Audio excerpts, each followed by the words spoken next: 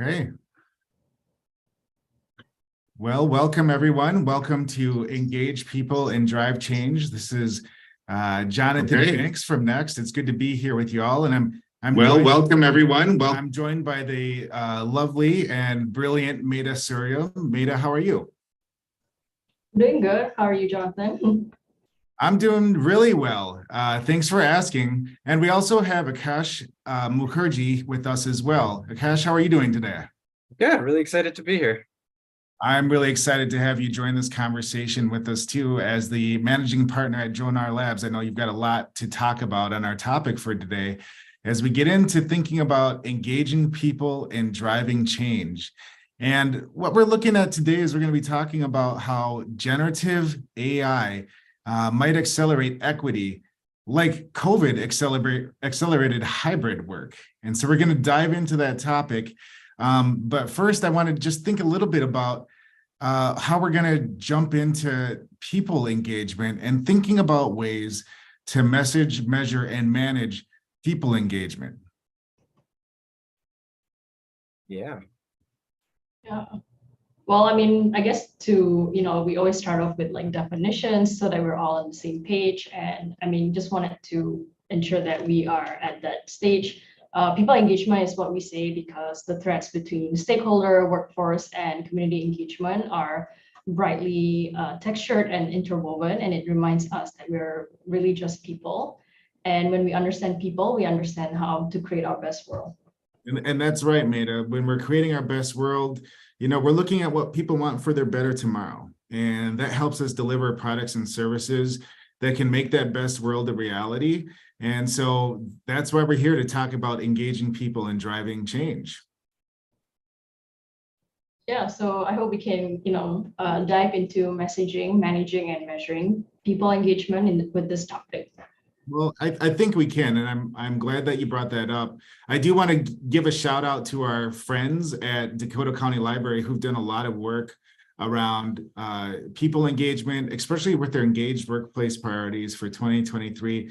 We were along with them on that journey, and we really got to see firsthand how they used a human-centered approach to understand what people wanted for their better tomorrow, especially in terms of the workplace.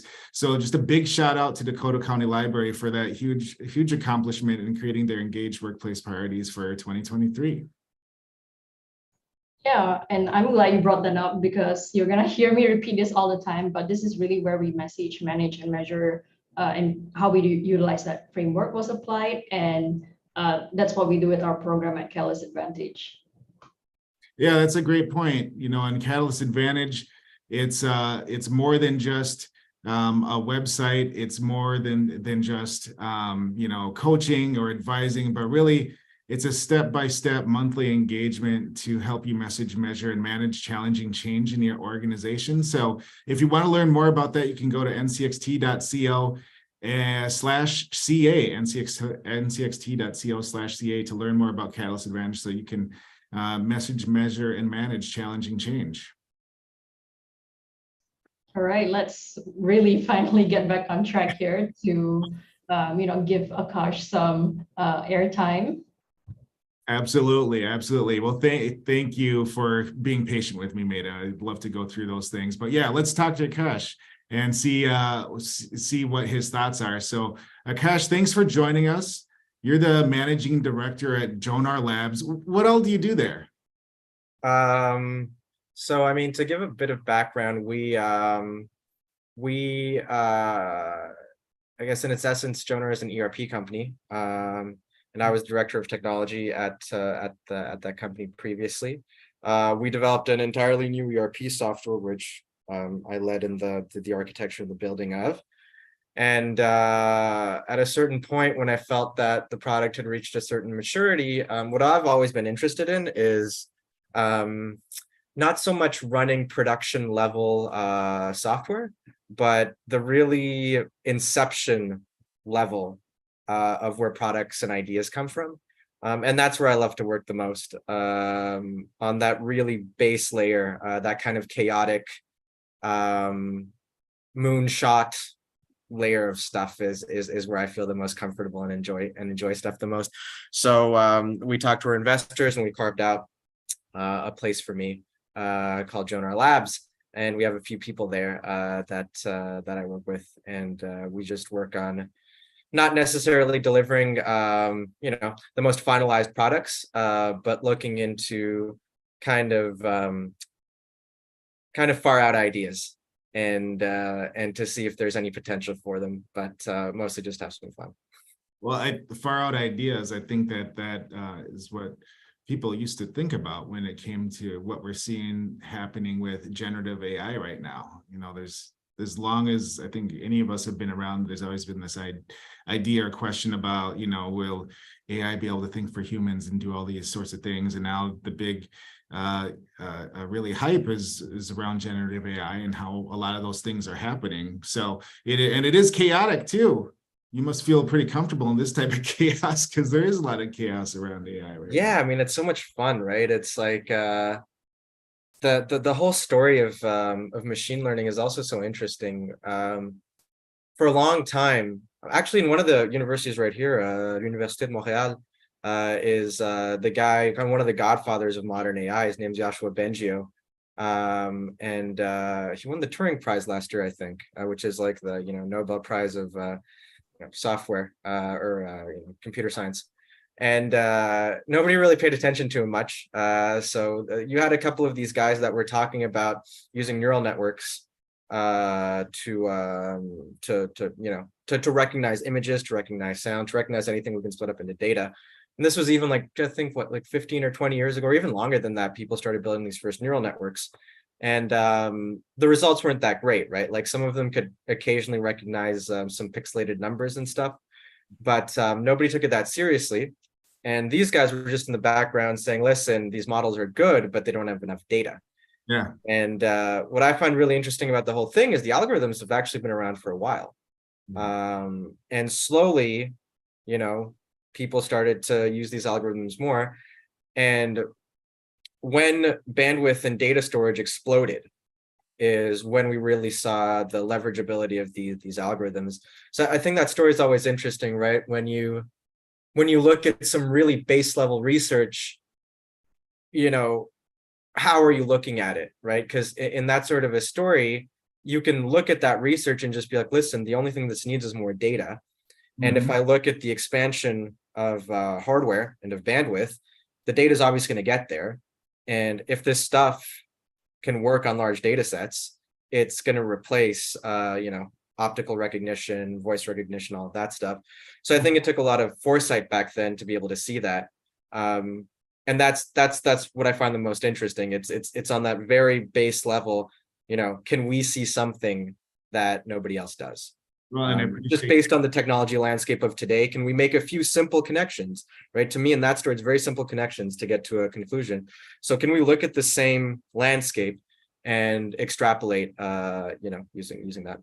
Well, and I think, looking at this same landscape is what we're really going to do in this conversation. And Maida, I'm really interested in thinking through the question with you, this topic about how might generative AI accelerate equity like COVID accelerated hybrid work. And I think to start, we got to think about how did COVID celebrate hybrid work? What are you seeing in that area, Maida? What are the kind of the big takeaways for COVID accelerating hybrid work? I mean, obviously that happened, but what ways stand out to you? Yeah, I think Akash touched on something really interesting there from what I picked up, which is that, it's hybrid work or remote working has actually been around for a long time.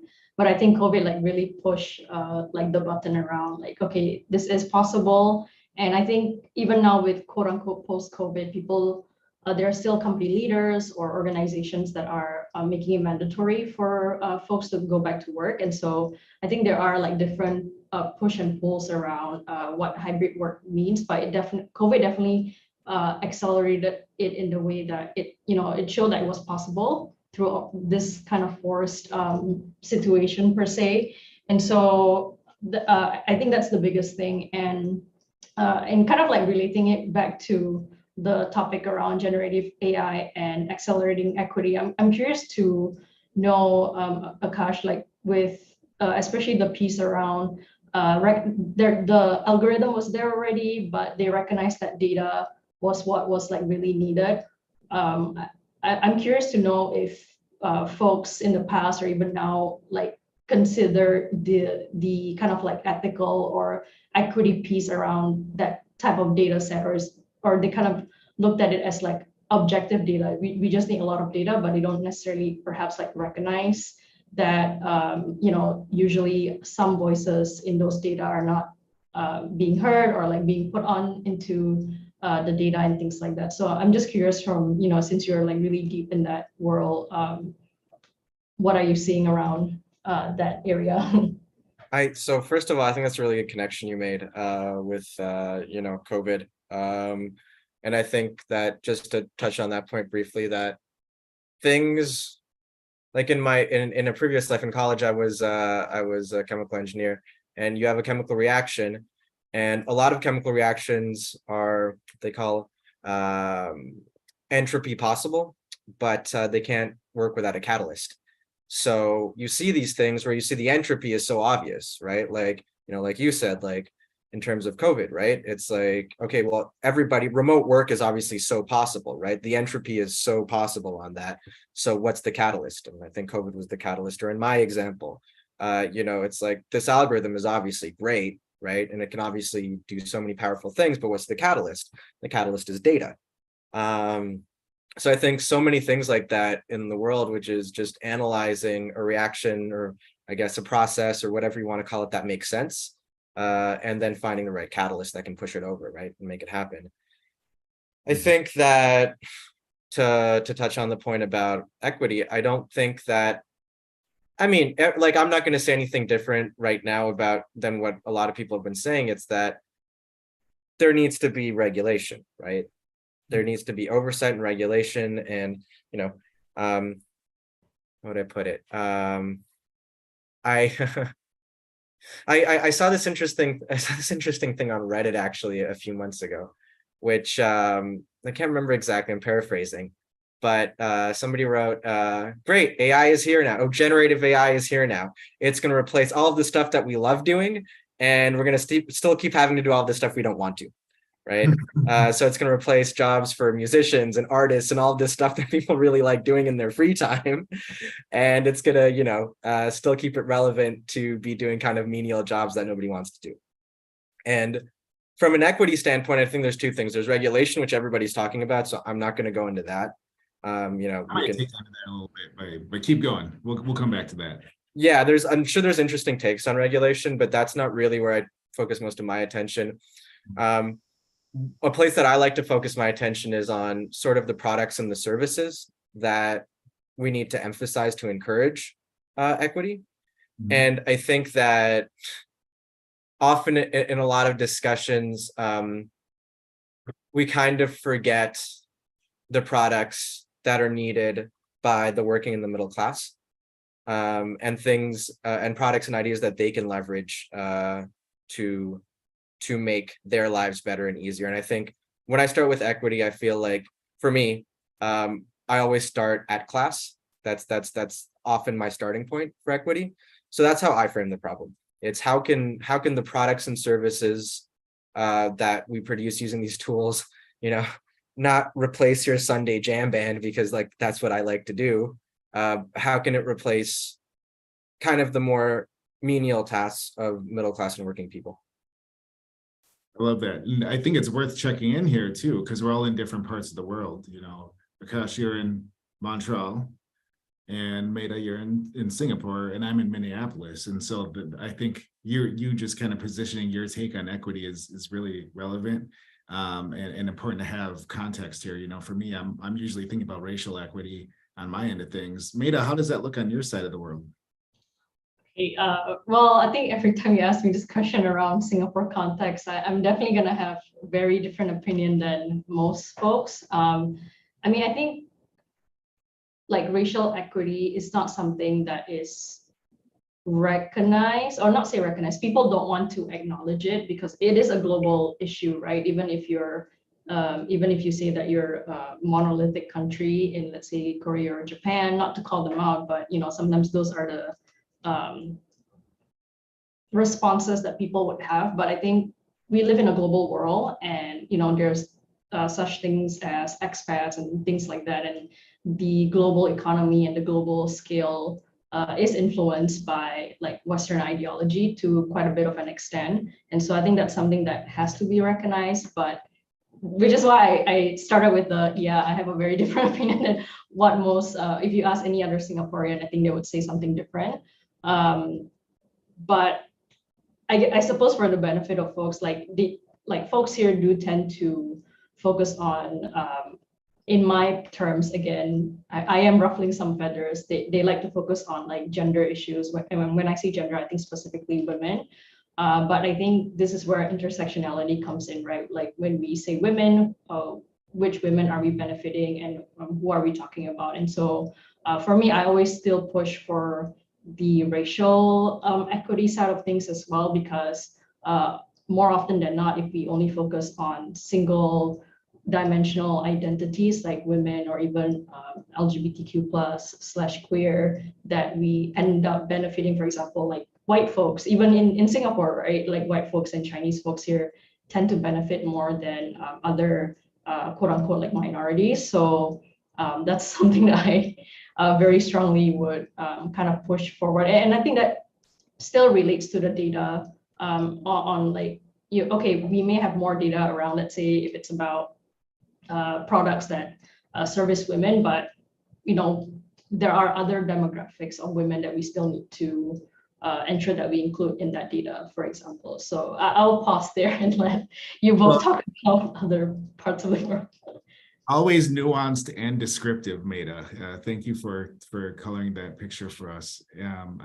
I think that, Akash, to your point around who are the products and services for, we do see that happen just in innovation, generally speaking, having kind of like innovating around like the Peloton class and like having lots of solutions for there, but still having like lingering unsolved inequities that could easily be, taken care of with that. I'm laughing, but I couldn't agree more. Like the 50th workout app, right? That costs what, $20 a month. Like, like that's it's I mean, there's an interesting point to be made there, right? Like, I'm trying to not go too off track and try to bring it back. Okay. I was listening to, I think it was the problem with Jon Stewart or something, and he made a point that I think I've been making for like, because I also did a double major. I did economics as well. So it's been a point that I've been making for like the last like 10 years or something. That the central bank is a tool to financially dispossess the working class. And there's this point, right, where why do we raise interest rates, right? Raise interest rates to calm inflation, right? Because the less money there is in the system, the less wages rise, and the less inflation goes up. Great. Unfortunately, a larger percentage of inflation at this point in time is related to corporate profits than it is to salaries, right? So why not tax corporate profits more at certain points in time? Well, the answer is because the central bank doesn't have that power, right? The central bank can only raise interest rates. So on one side, we're saying, okay, well, the working class, right? On one side, we're saying Apple should be able to sell their iPhones for as much as the market is willing to pay, but a worker should not be able to get the salary that the market is willing to pay, because we're going to control it by raising interest rates. So the free market is great when Apple needs to sell phones, but the free market isn't what we want when we have to pay workers. So we don't really want to attack inflation. We want to attack workers, which is obvious. But when you deconstruct that example, it's so clear. And to come back to the point of equity. That's how it plays out in Canada as well as the United. It plays out everywhere in the West, or everywhere really. I mean, like anywhere. Like, I mean, Canada, the US, or Germany, or France, or wherever, the same place, like structurally, right? Like there's some more social programs here or there, but they're all the same place in a lot of ways, at least from a structural point of view. Same way? Sorry? So Maida, do you see it the same way? I'm interested in that. Well, that's why I say I think, yeah, I mean, there is like some differences, but I think the like economic structures do lean towards the same way for it to work, for us to have this global economy. So I think I'm seeing that here as well. I mean, there's definitely different regulations. So for example, like Singapore actually doesn't have a minimum wage. And I think sometimes people can't believe that because they see us as a very rich country, but that's painting a very nice picture of like one part of like the population and not the other part. So there are some differences, but I think there's some fundamental similarity that cuts across to what Akash was saying. So Yeah, thank you. Yeah, I mean, Sorry to cut you off. I'd love to hear these perspectives. yeah, I actually it's interesting to see how policy works in different places, right? It's like when you see fiscal and monetary policy in the West, it is monolithic. I think you used the word maybe to describe the West or something else, but the West is a monolith in a lot of ways. That's just not admitted. Like it's like, oh, we're all so different. We're like 50 different countries. No, you're not. You're like the same country. Like anything that has to do with I would say like business and commerce. Yeah. Is generally pretty monolithic. So I wanted to think about, I kind of pinned you down on regulations earlier and said I want to come back to that because we're at this place about, how do we make sure that, with all of the activity with generative AI and all the development happening there, just all over the place, what do we do to ensure that it's accelerating equity instead of working in the other direction? Is there, and I think their regulations could be a part of that, or at least some sort of, incentives or involvement from the government, more than we're doing, more than the quote unquote free market can provide. But, what are some things that can help accelerate equity, just like COVID accelerated remote work? I think that's actually a really great point. I guess to clarify, like seeing regulation just in terms of, I think Maida made a point about the data that goes in and to see regulation just around regulating the data, I think is one thing, like what kind of data is used for these algorithms to learn. There's pre-programmed bias as well. Like I think there's a whole thing to explore there. But I think incentives on the product side are also very important. Because I think your example, John, was great. Like the 50 Peloton apps, like made me laugh. Right? Obviously, the free market is, I don't know, classist or racist or like both, like sexist, right? Because there are markets that are untouched for apps that would make way more, for products that would make way more money, than the 50th gym app, right? So I think you touched on a good point in both of those things. Well, how can we create the incentives so that capitalism is more functional and leverages this technology to create more equity? I think that's a really, it's funny. It's like that's a really great way to frame the conversation. Yeah, well, appreciate you being a part of it, because I think that there is an opportunity to go one way or the other, or kind of continue doing, what seems to happen in the world, where you have lots of good problems to solve that need solving, but they only get a margin of the investment or effort that they deserve to actually kind of get us away from these, kind of our stagnant approach to improving equity. So just thinking along the lines of, going back to one of the things that you mentioned was, okay, some of this tech has been around for a while. And I think that was kind of the same way that, remote work, to your point, Maida, was being viewed. Also, I think, even COVID itself, folks, for most of the world, we saw that as like, oh, this is unprecedented. We've never seen anything like this. We didn't know how this could happen. But looking into the literature in like the medical community, like there were examples of similar types of, diseases and cases, and some insights around that before COVID happened. But, obviously the catalyst was different, and, put us in the situation that we're in right now, and coming out of this pandemic and looking at how this technology can help us learn. And so, just thinking about the data that we're producing, is there anything specific that you think like or opportunities that we have to really create maybe a more enriched and equitable data set that generative AI is using to build on top of, because there's probably things that already exist out there. I think there's ways to do it. I think that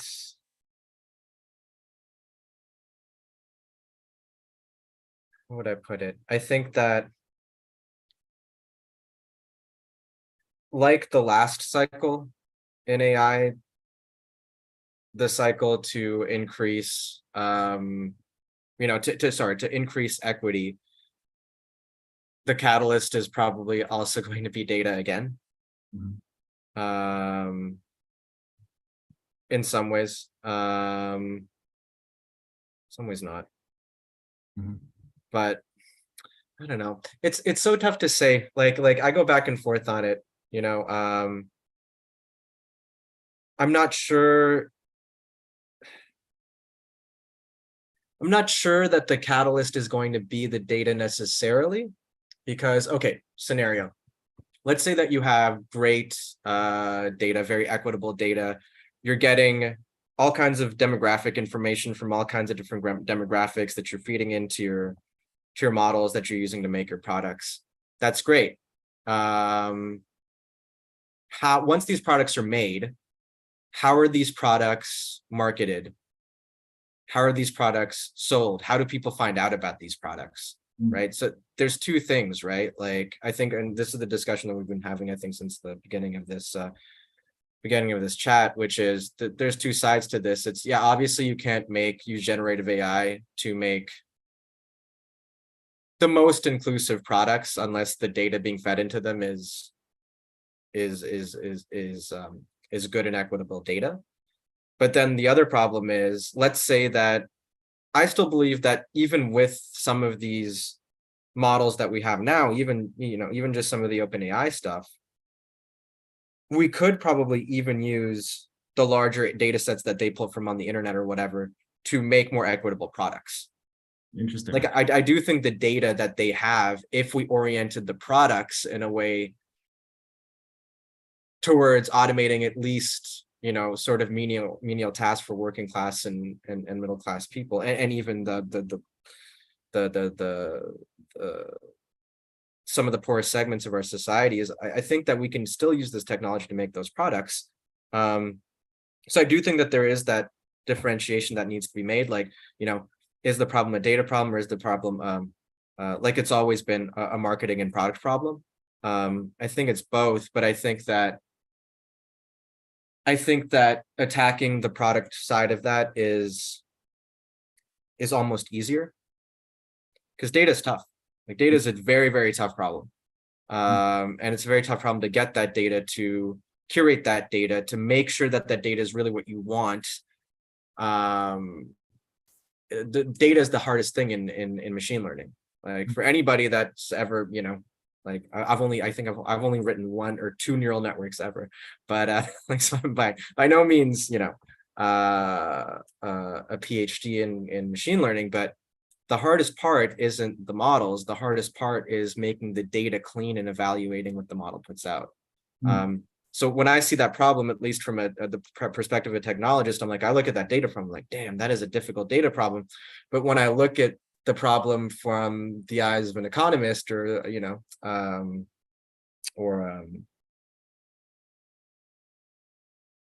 guess like that would be my other perspective. If I look at the problem from the eyes of an economist, what I see is that the product problem is just a question of, is the same question we've always had and the same problem we've always had, which is, it's actually coming back then, I guess, as I'm talking, I don't know what's easier, right? like is, they're both very difficult problems. Like, how do you not only create the products, but get these products into the hands of people, in the working classes? Well, I got to come back to some sort of, government type of work here, because you think about in COVID, how did we get masks to people? How did we get vaccines to people? How did we get tests to people? I mean, everybody knows how to take a test, right? And this didn't happen because the free market said, it's happened because it was mandated. Yeah. it happened because there was a need and there was a catalyst, and that, you know, the government decided to say, hey, we're going to make sure that everybody is protected, because you know, to as much as we can, because if we don't, then this problem's going to be a lot worse for us. And I think that so that tells me that there's some signal that, you know, this is going to need some sort of funding, like you're talking about. Okay, people evaluating the data, you know, from that could look really different from an equity perspective about, you know, who's getting the education, you know, and to be able to evaluate that data and sitting in those jobs, if we want an equitable outcome. So I think that there's a lot going on there too. I do have somewhat of a perspective on the, I think that actually, to come back to the central point of this talk, is that I think that to a certain extent that maybe generative AI could be a catalyst in and of itself to equity, in the sense that to bring products to market is difficult. You need money and you need time and you need staff. Generative AI, for instance, one thing that I find, code, right? It's hard to write good production level code. Like, it's hard. Like, I've spent 10 years on and off writing sometimes good, sometimes bad code. But I mean, it's not easy. And in the parts of my life where, you know, I still code from time to time, I think it's so great that I can just give instructions to ChatGPT, for instance, and get it to return me back SQL or simple markup or, you know, simple code. So I think that is definitely, that is the one thing that I see in generative AI that is replacing menial work and is actually leveraging that generative AI to allow normal people to create businesses. Yeah. I think that is the one thing that, other than the DALL-E stuff that makes you pictures and replaces artists and creates NFTs so you can, say, auction them off for like whatever amount of ether. Like, it's the one thing that I've seen that's really cool is that it can write code. Yeah. And that's the thing that actually has interested me the most in the whole thing. Yeah. From a personal and professional level, like, man, if you can automatically give if you can automatically have, like, with some decent instruction, get generative AI to write you code, that to me is a catalyst in and of itself. Point. Yeah, that's a really good point. Yeah, and Maida, from your perspective, how do you maybe see that as something like more, a greater ability for everyone to be able to write code using AI, something like that? How do you see impacting equity? Yeah, I think, I mean, the word that comes to mind is like empowering people to do it. I think there's still things to consider, like for people like myself who are not really into the technological software development space. I don't think I would have known that, right? So I think there is still perhaps, like, whether it's education or awareness to, I kind of really want to touch back on your earlier point, Jonathan, around essentially, how do people get masks during COVID? So it kind of relates to the idea around, can't think of a better word, but I'm just going to use it, like essentially organizing, right? Like the community and leveraging on community power to, in order to get, whether it's like products to the people or awareness of how they can like utilize like these tools to like better themselves. I think that's really one way that I'm looking at it. In Singapore, I know that, or I have been involved in some like youth challenges that is kind of like government sponsored, and a lot of it actually has to do with like ESG related, like how do we make products that are like for social good, and they would have like some guidelines around like, okay, what about for the elderly, for people with disabilities, for women, for minority women, etc. and etc. So I think that is one way to tie it in, like government, community, and getting things out to the people and getting the people themselves to we need their voices. What ideas do they have to better their community? So I think that there are like already community or like social, whether it's formal or informal structures that do that. And I think that's where if we can do a better job of maybe connecting those areas, I think that would go a long way. So Yeah, that's it. And I said government, but it doesn't have to be government. I mean, that's who did it. But yeah, organizing, like you said, there's a void definitely to be filled there. And I'm glad that we're all thinking around what that is. And we had some great, ideas and surface today just around our conversation that we've had. And time always goes by so fast when we're together. And I think, Akash, especially in our conversations, we never have enough time. And I think that this is another case. Really, thank you for coming on and to talk with us today. Is there anything that you'd like to leave us with? No, yeah, it's some very tough questions, and I think it's really great that Next is kind of making it part of its core mission to deal with it, and I think that there need to be more places like Next that how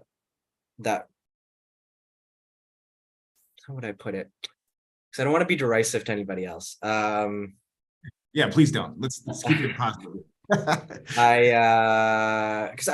I'm not either. Like, there are so many products that we should be making that would be good for capitalism and good for people. And I think we talk a lot about, positive capitalism, and I think there's often a lot of lip service around it.